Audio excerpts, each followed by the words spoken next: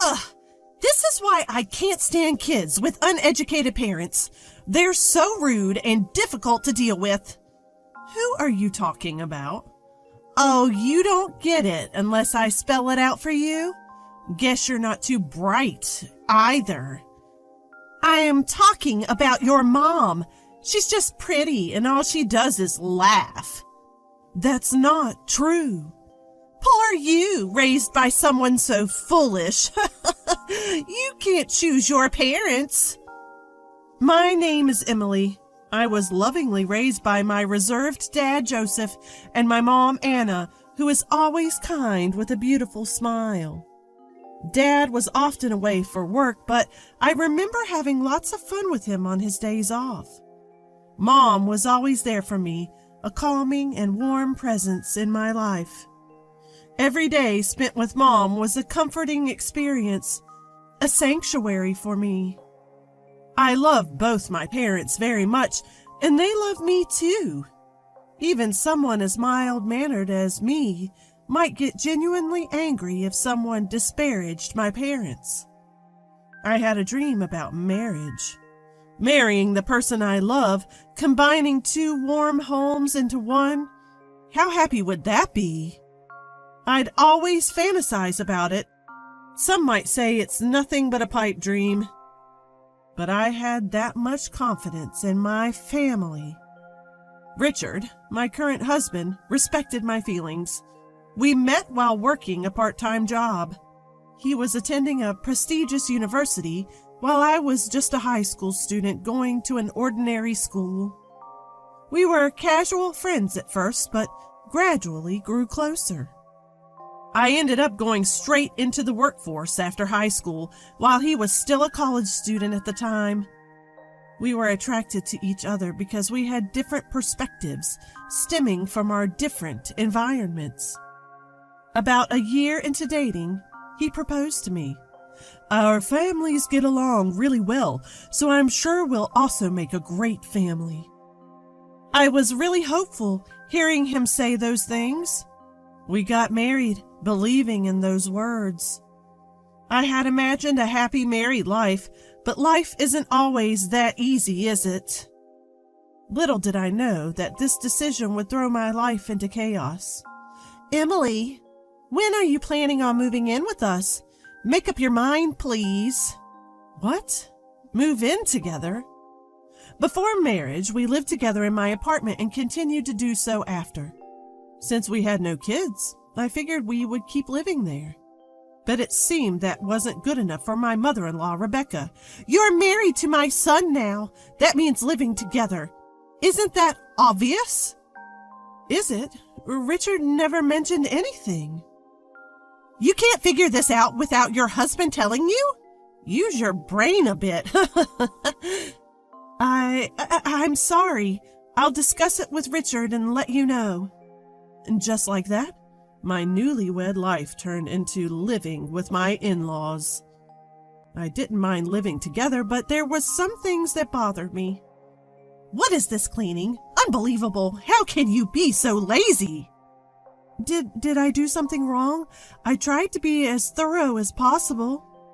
I had swept and wiped the floors, even used tape to pick up small dust particles. I removed water stains and dried the wet areas. I even did regular mold removal. What? Can't you see? The ashtray is full of ash.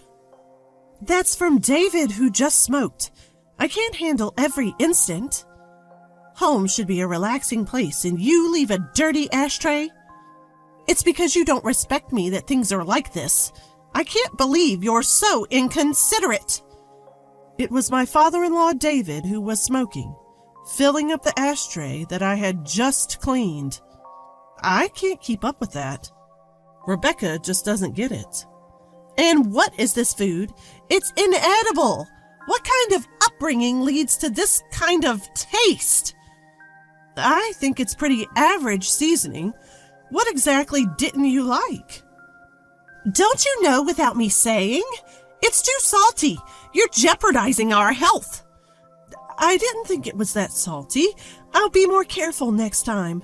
Please do. We can't stay healthy if we keep living like this. I always thought my cooking was just average. I don't have an extensive repertoire of fancy gourmet dishes. What I lack in style, I make up for by consistently creating dishes that taste just fine. However, no matter how careful I was with my seasoning, it never seemed to please Rebecca. You've got to be kidding me. This is too salty. It's like you're doing it on purpose. I didn't mean to. I thought I made it quite mild. No matter what I cooked, Rebecca always had complaints. But when her friend came over and tried my fried chicken, she had something different to say. Oh, wow, this fried chicken is delicious. Did you make this? Yes, I took my time to prepare it knowing you were coming over. You're too kind. Despite constantly criticizing me, Rebecca had no problem taking credit when her friend complimented the food. Make that terrible fried chicken again. I'll just have to bear it. If you don't like it, I can just buy something from the store. Didn't I tell you to make it? At least this way you can recognize your own shortcomings. Rebecca would make me cook fried chicken, then pack it up and give it to her friends as if she made it herself. She would lie about being the cook, then turn around and criticize me. I never understood what Rebecca wanted. She probably didn't like me, but she wanted the neighborhood to think well of her. I had to live in this environment. Every day was stressful, and it was wearing me down mentally. Neither my husband nor David ever stepped in to stop this cycle. Both seemed to tactically agree with Rebecca, leaving me feeling more isolated. This is my first experience with married life and living in a two-family home. Maybe this is just the way the world works, and I'm the one who can't handle it. I had no one to talk to, so I tried my best to endure it on my own. Emily, my clothes haven't been ironed. I wanted to wear this outfit for lunch today. But you said you wanted to wear something else yesterday. I've already ironed that. Well, I changed my mind. Being my son's wife, you should have anticipated that. At this point, I had no idea what the right thing to do was, and I was utterly frustrated. In that house, I felt like I had no allies. I gritted my teeth and put up with it, thinking that patience was my only option. Then, one day, the inevitable happened. Rebecca made sarcastic comments to me, as usual. By now, I've grown used to it and don't take it too seriously. Maybe she finds my reactions boring because her attacks have changed lately. You're always so inadequate, no matter what you do. I'd love to know your upbringing. I was raised by my parents just fine, thank you. Maybe I'm not perfect, but talking back, huh? Exactly my point. Normally, people don't raise children to talk back to their mother-in-laws. It's all your mother's fault. She doesn't have any impressive degrees, does she? She might not have degrees to flaunt, but that's a different issue. See? Talking back again. That's why you're no good. Your poor upbringing really shows. Enough. Can you please stop insulting other people? I can't take it anymore. My voice grew stronger as I couldn't hold back my emotions. Rebecca didn't miss my slight glare. This is why I hate kids with low-educated parents. So impolite and difficult to handle. Stop talking about my mom. Education has nothing to do with this. Oh, you must be stupid too, then. Your incompetence speaks volumes. Must be nice to skate by on your looks alone. I couldn't live like that. I haven't, but that's beside the point. You're pathetic, raised by such clueless parents. Well, you can't choose your family. She continued to insult my mom, and I had reached my breaking point. If you continue like this, I have my own thoughts too. I never intended to live with you in the first place. What? We took you in, didn't we? We're housing someone as incompetent as you. You should be grateful because we felt sorry for you since you couldn't receive a proper education. Rebecca sneered as she taunted me. Enough is enough. You have no right to say these things. At least my mom never raised me to insult other people. David finally broke his silence after hearing our exchange. What's with that tone? Don't you have any respect for us? I'm just giving you guidance. That's what a daughter-in-law should be grateful for. Let me be clear. I have no respect for you. All you do is complain, right? You're unbelievable. You don't belong in this family. Seems like you need some tougher lessons. David seemed quite frustrated with my defiance. My husband watched this whole exchange without intervening or saying a word. This situation is just not right. I thought we'd be a good family. I decided I couldn't stand my husband or his parents any longer and chose to divorce and cut ties. This family is messed up. I can't take it anymore. I'm cutting you all out of my life. What? You're divorcing him? You've got guts. Leave right now. I took David at his word, quickly packed my bags, and left my in-laws' house. I tried to calm myself down, but I couldn't anymore. When I rushed back to my parents' house with my bags, they greeted me with shock. After sharing what happened, they silently hugged me and patted my back. You did well. You didn't do anything wrong, and thank you for standing up for yourself. My mom comforted me in a gentle voice. Dad, quiet as ever, seemed to be contemplating something.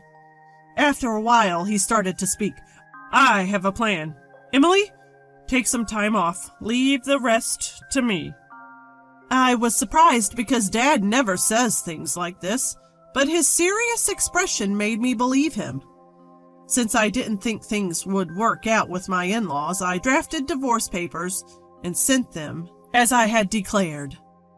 I don't know what my husband thought, but there was no rebuttal from him. All done. Goodbye. That was the only message I received. I shed no tears over the abrupt ending. Then the situation took a sudden turn. As soon as our divorce was finalized, Dad sprang into action. Hey, what's going on? I have nothing to do with this. Out of nowhere, I got a call from Richard. What's this about? Stop calling me all of a sudden. We're done, remember? A project I was spearheading just got abruptly canceled. They said they couldn't do business with someone as untrustworthy as me because I hurt Emily. Upon hearing more, I find out that the new project Richard was responsible for got canceled. The reason? Apparently his dishonesty toward me, and the hurt he caused me was to blame. I couldn't see how these dots were connected. As I'm on the phone with Richard, Dad steps in and takes over the call. Is this Richard? I'm the one who canceled the deal. I don't think you're someone I can do reputable business with. What? Why are you involved, Joseph? This has nothing to do with you. You don't have the right to call me Joseph anymore. You didn't know that I was the client, did you? What? Joseph, you own that company? Turns out the company Richard was dealing with was actually Dad's company. Dad knew Richard was involved and tried to distance himself as much as possible. But after this incident, he reviewed the work and found it to be pretty sloppy. You're just dumping your work on your subordinates, just like you ignored Emily. That's not true. I heard from my staff that progress isn't being made. It's not realistic to continue business just for the sake of it. Plus, your family even insulted Anna. Treating my precious family with such cruelty is reckless. That's a misunderstanding. even after the divorce. Your mom kept sending snide remarks to Emily. That's concrete proof. This has nothing to do with me. It's what my mom did. How can you mix this up with business? You're not even competent at your job. Plus, you submitted the divorce papers without any hesitation, didn't you? You never protected Emily from the snide remarks your mom made, did you? Dad calmly corners Richard with these points. I might have considered working together if your only issue was incompetence. But I've lost all trust in you and your family. I don't care what your company thinks of me. I won't do business with you. This is unfair.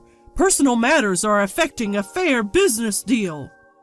If you have complaints, go through the company. From now on, I will only communicate with a company representative. With that, Dad hung up the phone. Continuing from where we left off, things took a turn for Richard and his family. Richard's project got officially scrapped. Though he tried to protest the decision, the company reprimanded him for his laziness. Not only did this put a stop to his career progression, but news of his irresponsible behavior spread. The end result? He was transferred to a remote location. Even though he was in sales, he found himself doing nothing but manual labor at a small rural office. Basically, a demotion. Rebecca and her family showed up at our house, tears in their eyes, offering apologies. But Dad was having none of that. You've disrespected our family enough. I'm the head of this household and my job is to protect my family. As far as I'm concerned, what happens to you, who are no longer family to us, is none of our business. Rebecca got pretty emotional, crying and shouting so loudly that the neighbors could hear. Richard got demoted because of you. What are you going to do about it? If you cared about Richard, perhaps you should have instilled him better values. Maybe you should have raised him to be an adult who can protect his own wife. We told them to never contact us again and forcibly showed them to the door. After that, Rebecca stormed into Richard's company to lobby for better treatment for her son. That didn't go over well either. It became a notorious incident within the company, and Richard felt so uncomfortable at his new post that he ended up quitting. Looks like Rebecca's recklessness cost him his job. As for me, I'm taking some time to recover, both physically and emotionally, at my parents' home. I couldn't find it in me to make it work with Richard and his family, especially after they insulted my beloved mom. For now, I'm totally over the idea of marriage. Instead, I want to focus on showing gratitude to my parents and strengthening our family bonds.